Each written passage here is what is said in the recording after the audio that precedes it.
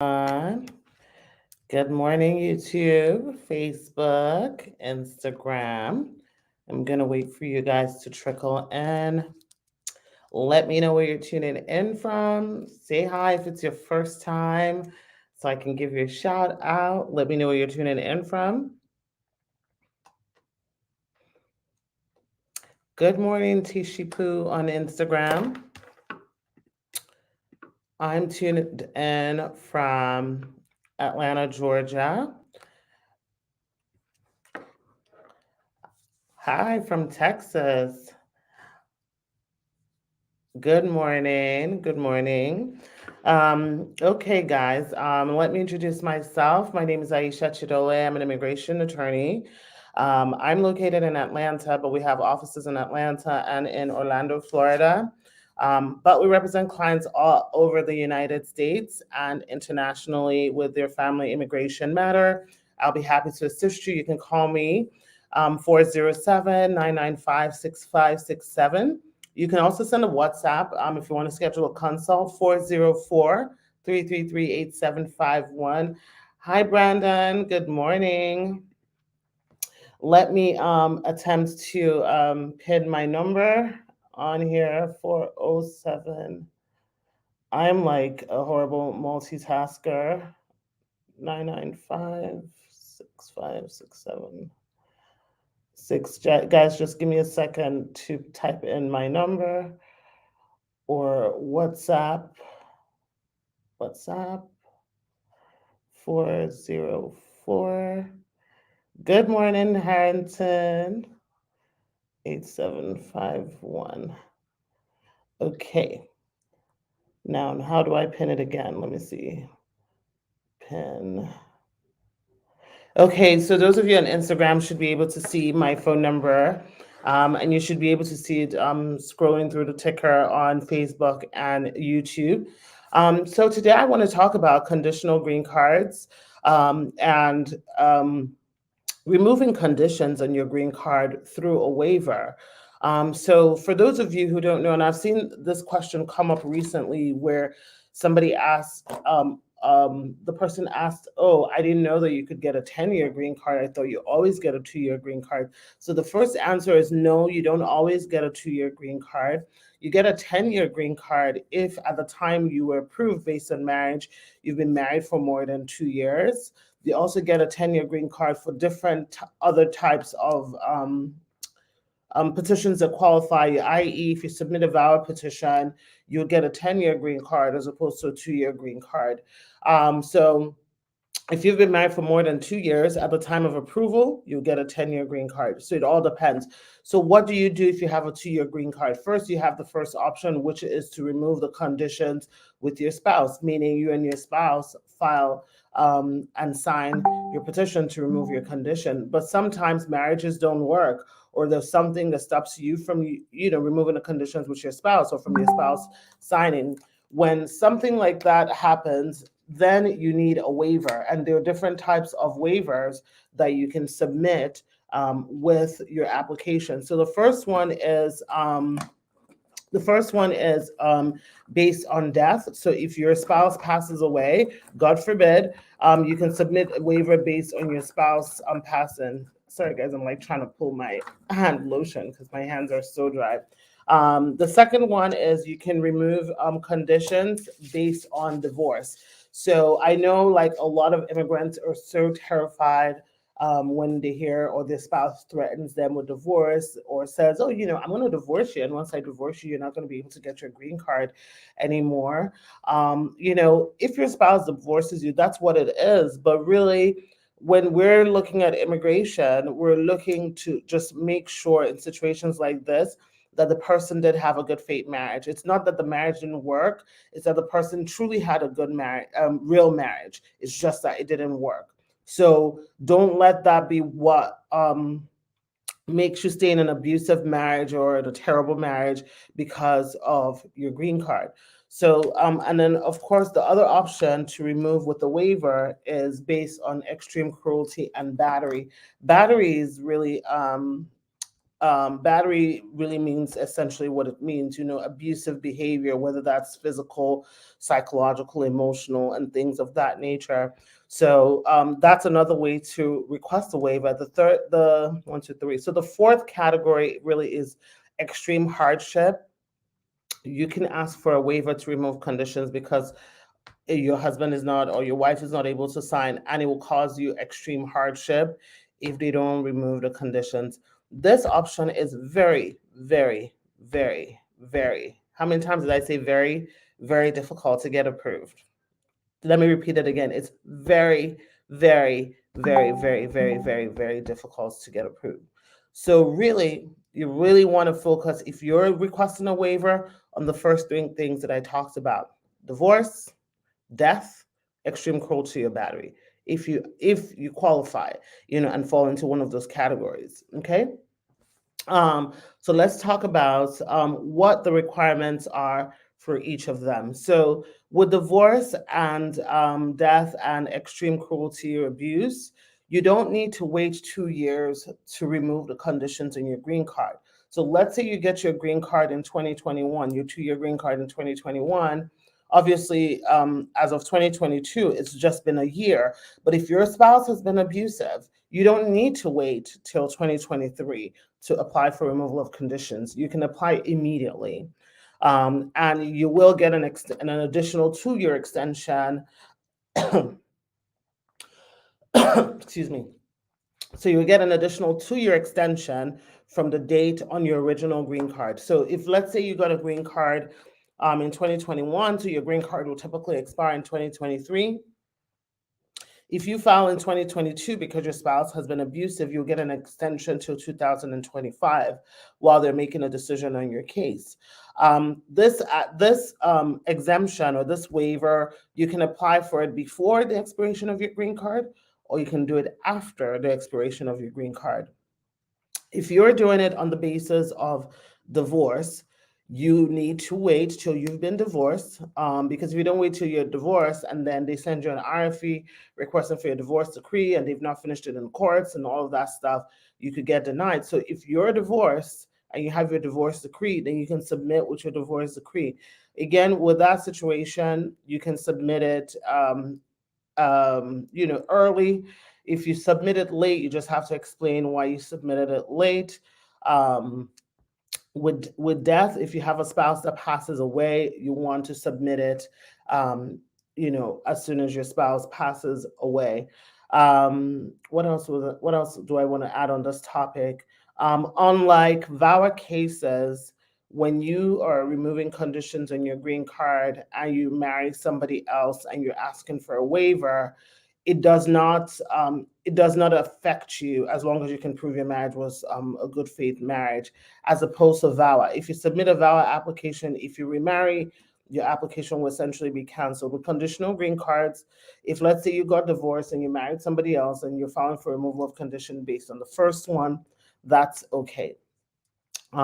Once they remove the conditions, you'll get a 10-year green card. Okay, yeah, one other important thing that I want to mention is that if you do get approved based on abuse, like your conditional green card is removed based on abuse, then you become eligible for citizenship within 3 years, and you start counting 3 years from the date that you got your first conditional green card.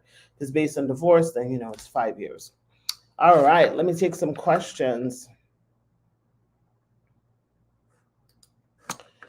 Jay says, I found out some have same green card number as mine and same birthday and same first and last name, but just middle name different.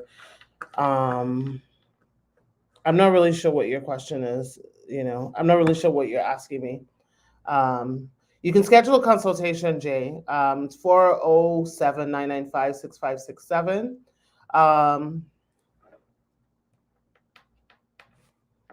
right, let me see what you guys have on Instagram. Good morning, Chef Pascal. Let's see what else we have here.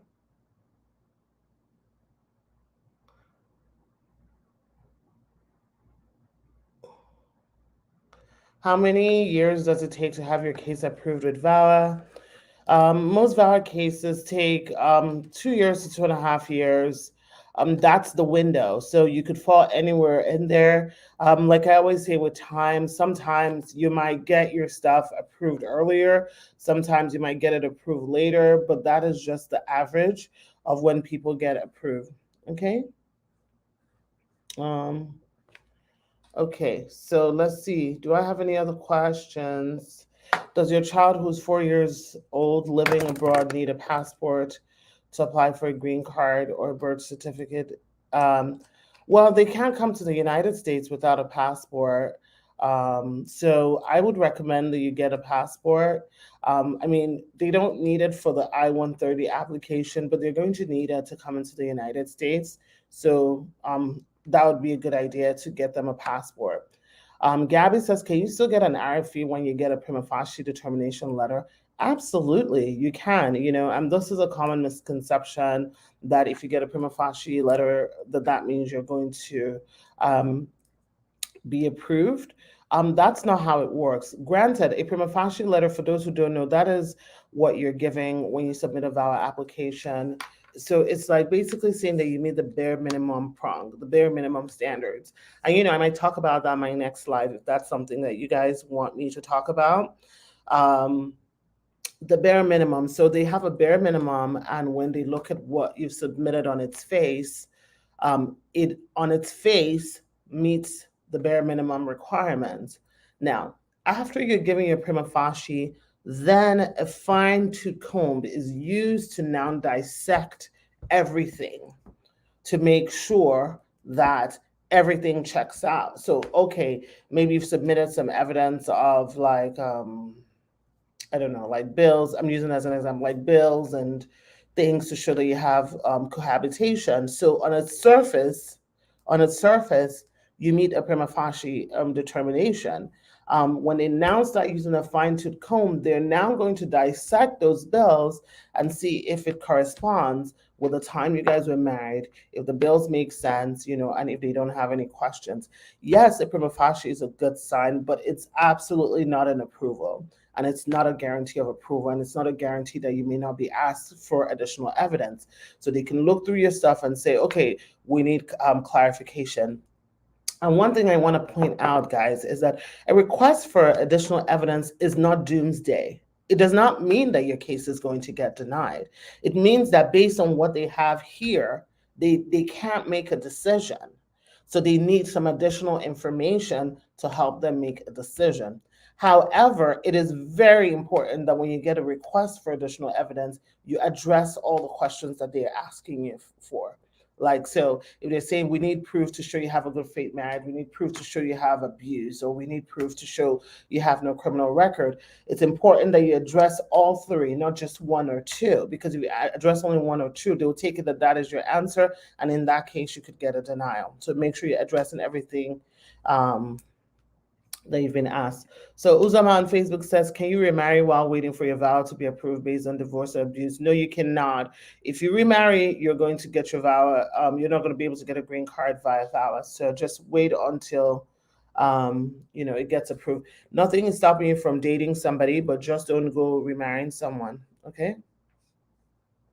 Ashani said it's not doomsday when you have a great lawyer like this one. Thank you. Yeah, but it's really not doomsday. I mean, I can't even tell you guys, how many RFEs we get. And sometimes the RFEs are silly. Like sometimes USCIS even makes mistakes and we have to send them back. Like seriously, like, I remember we just got an RFE saying, oh, we don't have a 485 to approve this work permit. Meanwhile, you have the exact filing receipt that you mailed to us. So, like that's obviously USCIS mistake. So sometimes they're mistakes. The key thing is just addressing and answering what USCIS has asked you for. And same thing with notice of intent to deny. Notice of intent to deny is definitely that is scary. And NOID is scary. Even for us as lawyers, it is scary because it takes quite a bit of legal research and arguments to make, and you just pray that the person that is reviewing your argument agrees with your argument. So whenever it's a notice of intent to deny, those are the ones that I would say be stressed out about. and really, really try to have an explanation for all the things that, you have on there that they have a problem with. Okay. So Sorjo says, I did an interview last August. I still haven't heard anything from them, but I'm divorced before filing for my 10 years. So, Sergio, I don't know what kind of interview you did, whether you did a marriage-based case. I mean, if you're divorced and you did a marriage-based case, obviously you're going to be denied regardless. Or if they mistakenly approve you, by the time you get to citizenship, they're going to take your green card away from you. If you're married, or if you filed based on marriage and you're divorced, you need to actually withdraw your petition because you no longer qualify. If that's not the scenario and you're just waiting for them, I would say first try the 1-800 number, request info pass. If that doesn't yield anything, then you want to try congressional assistance. So reach out to your local congressman based on your zip code, and usually they'll give you a form to complete, and they'll try to see if they can get USCIS to make some sort of movement for you. Okay. Karen says, I just became a citizen. Does my 4-year-old living abroad automatically become a citizen, or do I need to apply for a green card first? This is actually a really, really good question. So your children derive citizenship automatically if they don't have a green card, if you were a citizen by birth.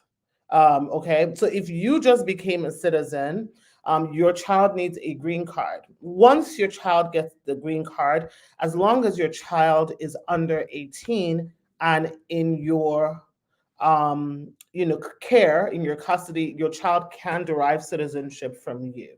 But your child doesn't have citizenship by birth because when your child was born, you were not a US citizen. Okay. All right, let's see. I have some questions in the question box. Why is it taking over 1 year after I-485 interviews with no response? Interview was last year, June. Honestly, if you have not received any approval for a year, I would always say you better be prepared for secondary inspection. There's a possibility that, CBP or USCIS might show up to your house, to your job, to go meet your landlord, to your spouse's place of work. Because usually if it's been a year, there's some sort of investigation going on. You can still reach out to USCIS just to find out, well, what's going on. I haven't heard you. I just talked about that like less than 1 minute ago, what the process is. But generally, if it's been that long, expect another interview, which would be a Stokes interview where they separate you and your spouse. And also just expect that they could come and do a home visit with you. Okay. So I had an I-130 pending, but I had to switch to VAWA. Do they automatically switch my priority date from the I-130 to I-360, or how do we do that? Thank you. P and Rachel, the answer to this question depends on if your spouse is a green card holder or U.S. citizen. If your spouse is not a U.S. citizen, if your spouse is a U.S. citizen, the priority date is really irrelevant because visas are immediately available. So it depends on that. Okay, let me see what else. Somebody says, is an EAD card an ID to use on a day-to-day basis, or do you need a state ID?